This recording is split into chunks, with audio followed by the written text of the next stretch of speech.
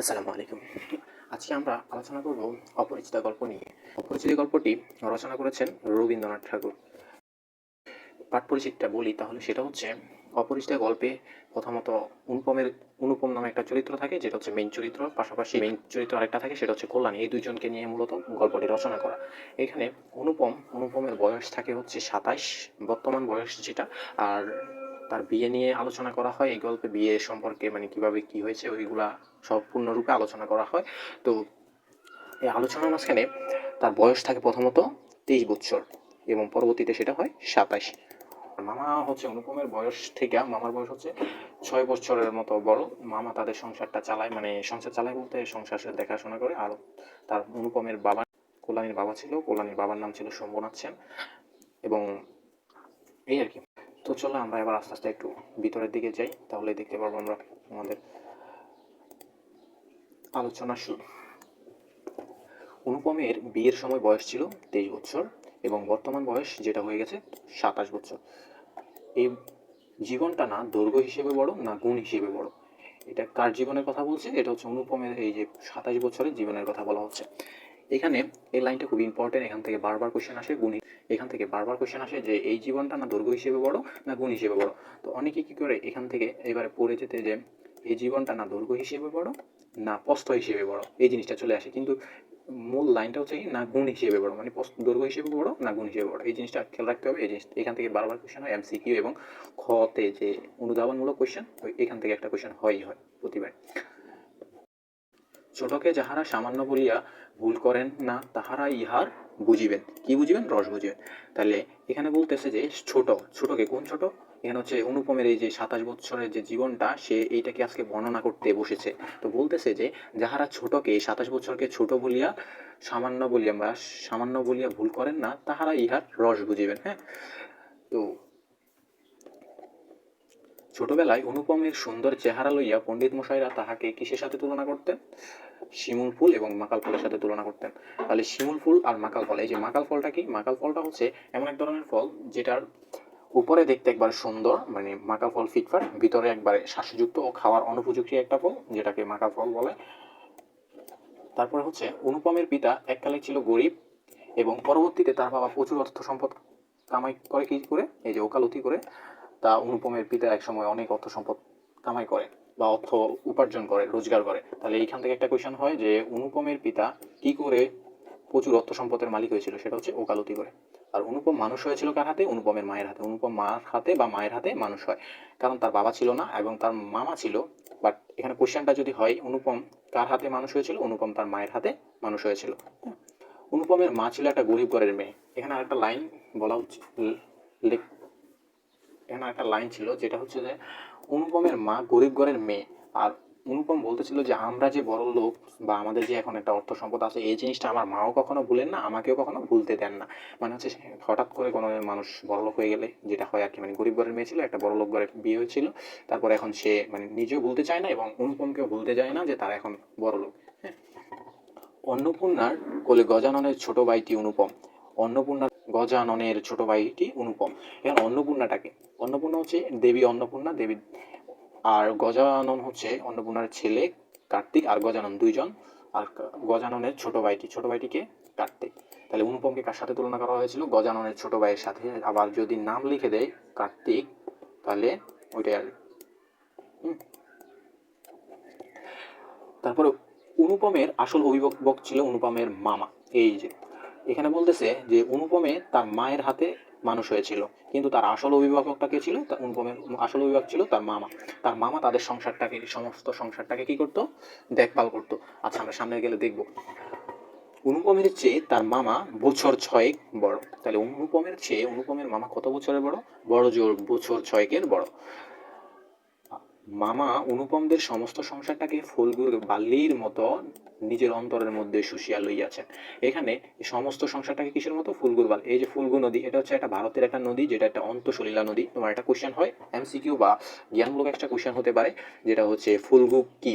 ফুলগু হচ্ছে একটা অন্তঃসলিলা নদী, যেটার উপরে কি বহমান? বালুর একটা আস্তরণ বহমান, যেটার মধ্যে কোনো একটা জিনিস পড়লে সেটা দেখলে মনে হয় যে বালি, যে আমরা চোরা বালি বলি না, ওই ধরনের একটা এই টাইপের, উপরে দেখতে সুন্দর বালির মতো, কিন্তু বালিটার নিচে একটা জলপ্রপাত বহমান থাকতো।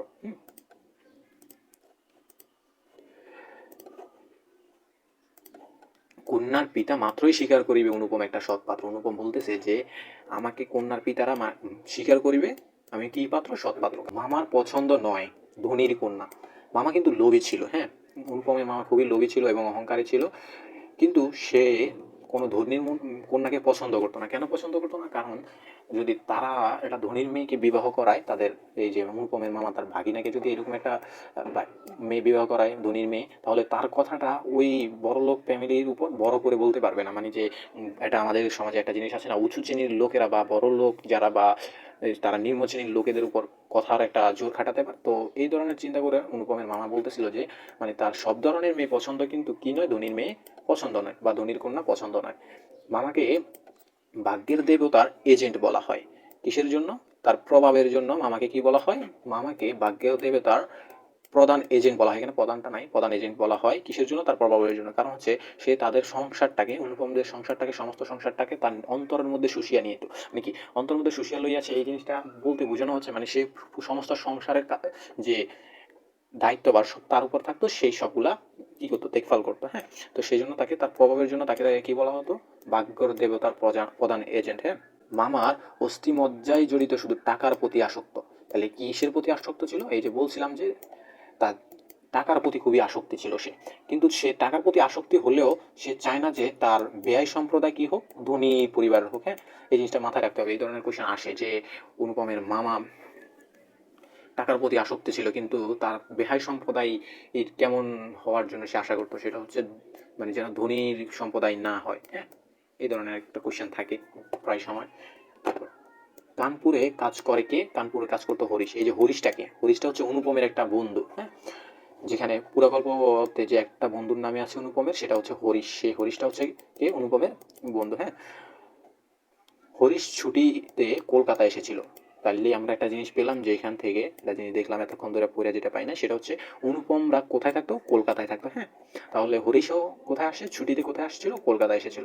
কিছুদিন পূর্বেই অনুপম এম এ পাশ করে। তাহলে যদি বলা হয় তোমাকে যে অনুপম কি পাশ করে? এম এ পাশ করেছিল। কোশ্চেন থাকে এমসিকিউ যে অনুপম কি পাশ করেছিল, সেটা হচ্ছে অনুপম কি পাশ করে? অনুপম কিছুদিন পূর্বেই এম এ পাশ করে, এম এ পাশ করে।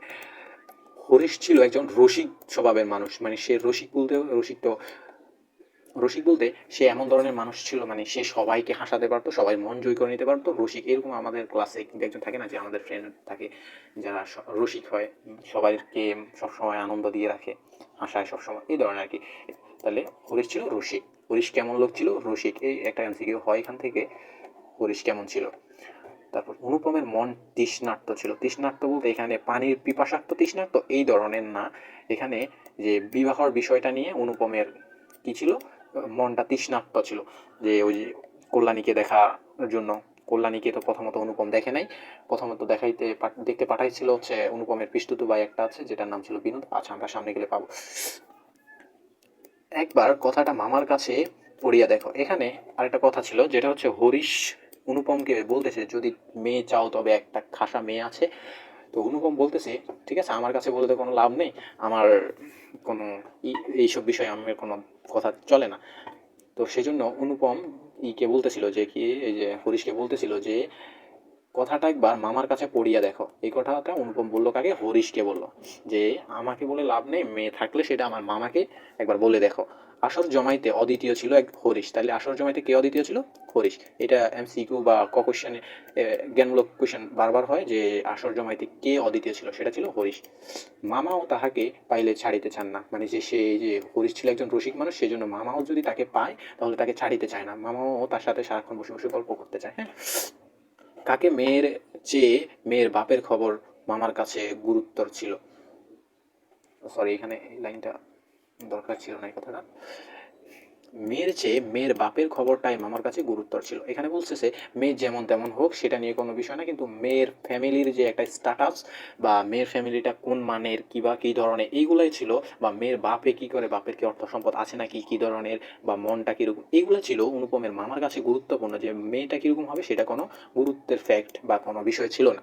হ্যাঁ, এককালে মেয়েদের বংশে কি ছিল, লক্ষ্মীর মঙ্গল গান। এখানে লক্ষ্মীটাকে, লক্ষ্মী হচ্ছে হিন্দু পুরাণে যে ধন ও ঐশ্বর্যের দেবী হচ্ছে লক্ষ্মী। হ্যাঁ, এই যে লক্ষ্মীকে, লক্ষ্মী কিসের দেবী, এই জিনিসটা কোয়েশ্চেন হয়, বারবার হয়েছে, এবার হতেও পারে। হ্যাঁ, তাহলে মঙ্গলবার, লক্ষ্মীর মঙ্গলবার ভরা ছিল। পশ্চিমে গিয়ে মেয়ের বাবা গরিব গৃহস্থের মতো থাকেন। মানে এককালে মানে বোঝা গেছে যে কি তাদের এক সময় অনেক সম্পত্তি ছিল, এখন নেই। সেই জন্য তারা কি করছে, এখন পশ্চিমে গিয়ে মেয়ের বাবা গরিব গৃহস্থের মতো থাকছেন। তাহলে এখন মেয়ের বাবা কোথায় গিয়েছেন, পশ্চিমে। পশ্চিমে গিয়ে কি করে, গরিব গৃহস্থের মতো থাকে।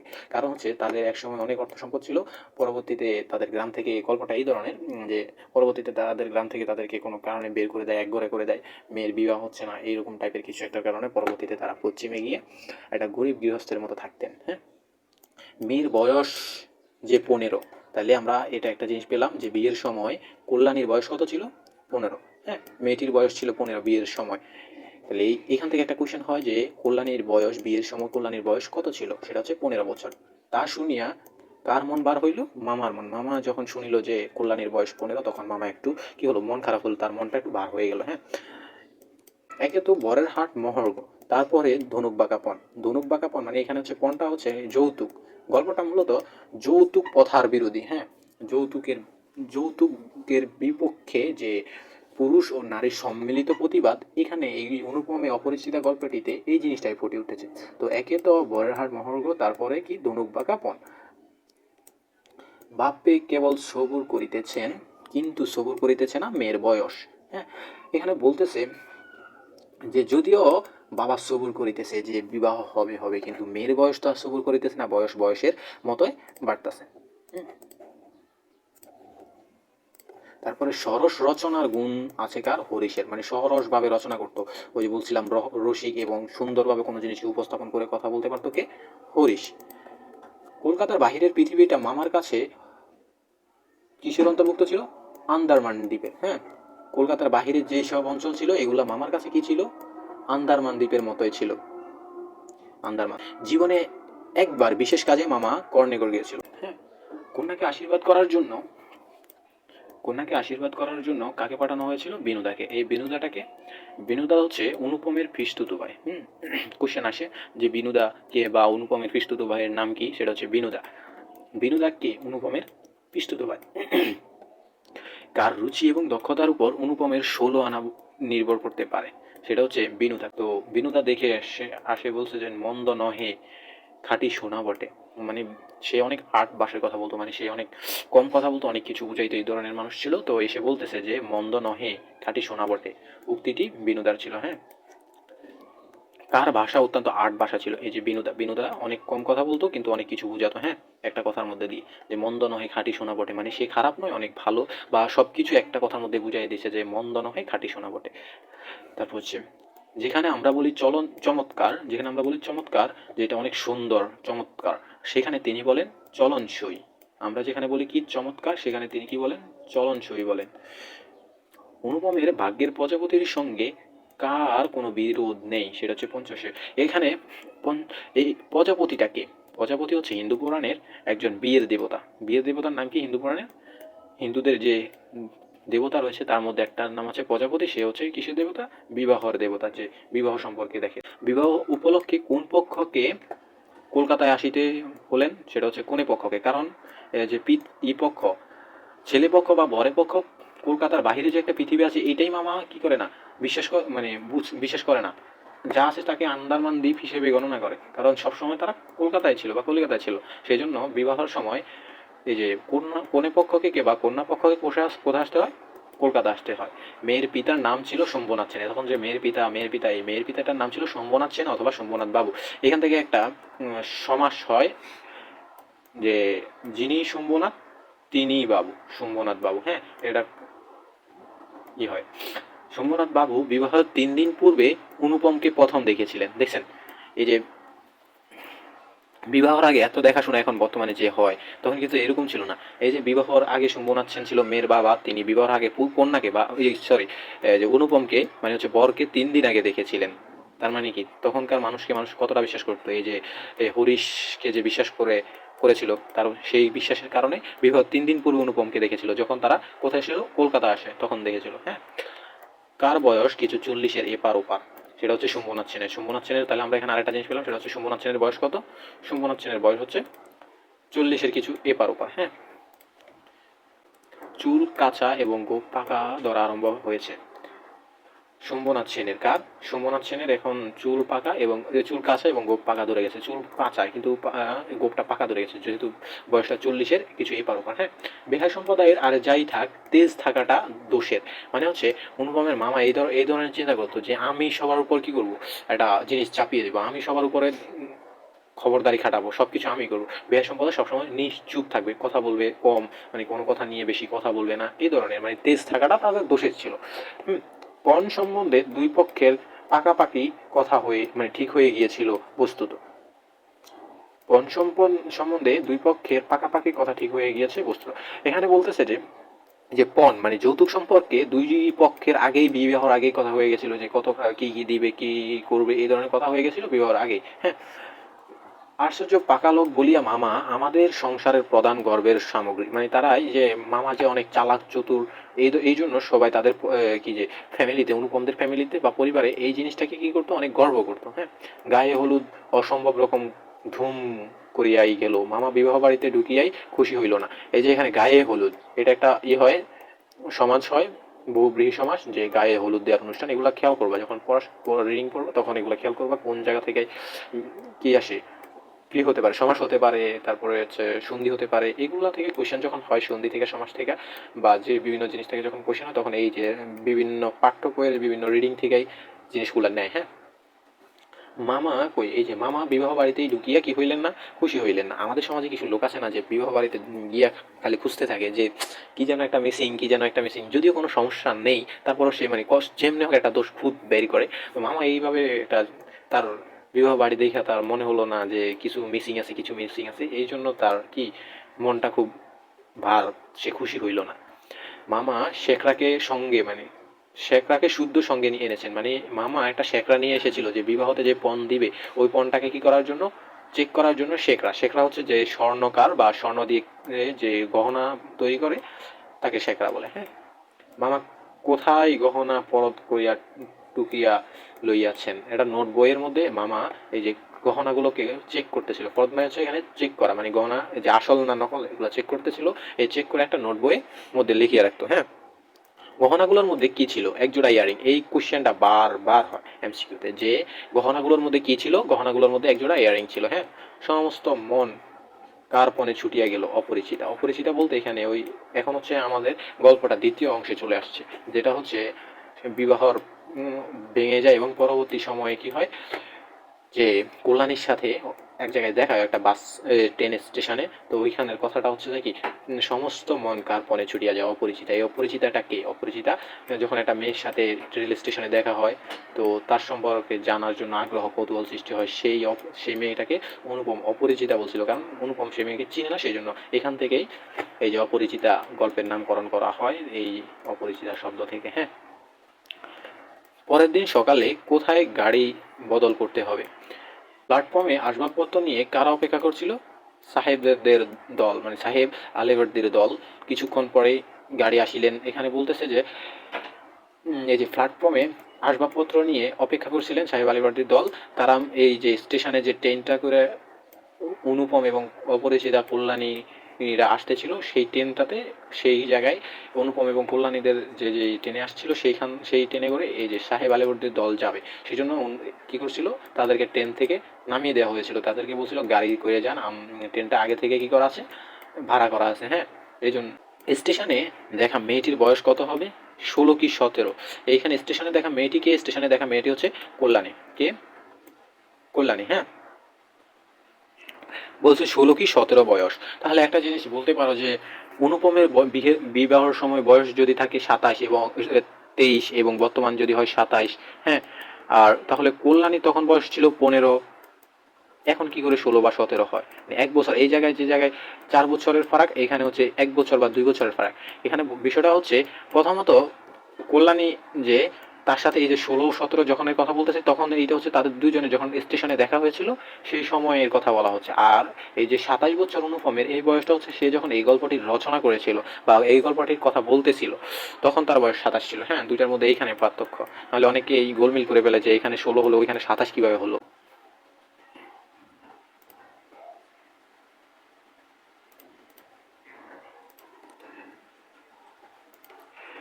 যে স্টেশনে যে মেয়েটির দেখা হয়েছিল তার সাথে আরো ছোট কয়েকটি মেয়ে ছিল। কয়টি মেয়ে ছিল? 2 থেকে 3টি মেয়ে ছিল। হ্যাঁ, আর খাবারওয়ালাকে ডেকে খুব খানিকটা কি নিল? চানামুট। মানে হচ্ছে স্টেশনে মেয়েটি যখন ওই যে ট্রেনের মধ্যে খাবার বিক্রি করে না, তাদেরকে ডেকে নিয়ে সে কিছু খানিকটা চানামুট নিল। না আমরা গাড়ি ছাড়িব না, এই কথাটি কিভাবে মেয়েটি কিভাবে বলল? হিন্দিতে। হিন্দিতে মেয়েটি কাকে বলছিল? যে স্টেশন মাস্টার ছিল তাকে বলতেছিল যে আমরা গাড়ি ছাড়িব না, না আমরা গাড়ি ছাড়িব না। তো এই লাইনটি দিয়ে দিতে পারে এমসিকিউতে, যদি দেয় যে না আমরা গাড়ি ছাড়িব না, এই উক্তিটি কিভাবে বলছিল বা এই বাক্যটি কি কোন ভাষায় বলছিল সেটা হচ্ছে হিন্দিতে। হ্যাঁ, আর কে বলছিল? এটা বলছিল মেয়েটি। আর মেয়েটিকে, মেয়েটি হচ্ছে আমাদের কল্যাণী গল্পের যে নায়িকা।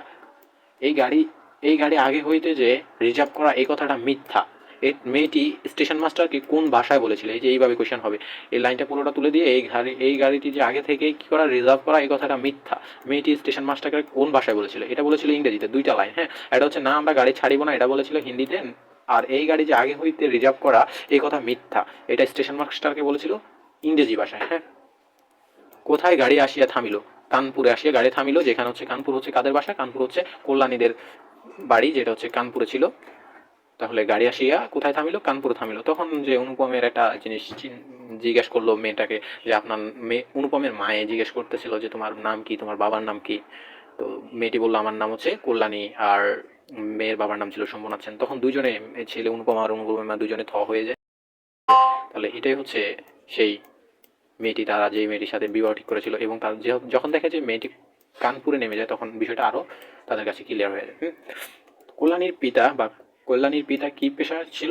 সে ছিল ডাক্তার। সে একসময় কি ছিল? কল্যাণীর পেশা ছিল ডাক্তারি। হ্যাঁ, কল্যাণীর বিবাহ না করার কারণ কি ছিল? সেটা ছিল সে মাতৃআজ্ঞা গ্রহণ করেছিল। তাহলে কল্যাণী কি জন্য বিবাহ করবে না? সে মাতৃআজ্ঞা গ্রহণ করে, সেই জন্য সে বিবাহ করবে না। বিবাহ ভাঙার পর কল্যাণী কি গ্রহণ করে? মেয়েদের শিক্ষার ব্রত। এই দুইটা জিনিস নিয়ে কনফিউশন আসে, এবং এই দুইটা জিনিস নিয়ে কোয়েশ্চেন হয়। এখান থেকে পোলাপাইন কনফিউশনে পড়ে যায় যে কল্যাণী বিবাহ না করার কারণ ছিল সে মাতৃআজ্ঞা, এই জিনিসটা মনে রাখতে হবে। আর বিবাহ ভাঙার পর সে যে ব্রত গ্রহণ করেছিল সেটা হচ্ছে কি? নারী শিক্ষার ব্রত। হ্যাঁ, এই দুইটা জিনিসের কনফিউশন হয়ে যায় যে কোন জায়গায় কোনটা হবে। তাহলে ভালো করে খেয়াল রাখতে হবে যে কল্যাণী বিবাহ না করার কারণ ছিল মাতৃআজ্ঞা, এবং বিবাহ ভাঙার পরে সে ব্রত গ্রহণ করেছিল নারী শিক্ষা বা মেয়েদেরকে শিক্ষার। মেয়েদেরকে শিক্ষার যে ব্রত বা মেয়েদেরকে শিক্ষা। অপরিচিতা গল্পের নায়কের নাম ছিল অনুপম আর নায়িকার নাম ছিল কল্যাণী। এই কোশ্চেনটা যদি এইগুলো এখান থেকে যদি কোশ্চেন হয় না, এটা অ্যাডমিশনের কোশ্চেন হতে পারতো। অপরিচিতা গল্পটিতে কার জবানিতে লেখা? এটা হচ্ছে গল্প কথক বলা হয় বা জবানিতে লেখা। এটা হচ্ছে যে এটা হচ্ছে অনুপমের জবানিতে লেখা বা গল্প কথক হচ্ছে অনুপম নিজে। হ্যাঁ, অপরিচিতা গল্পটি ব্যক্তিত্বহীন পুরুষ চরিত্রের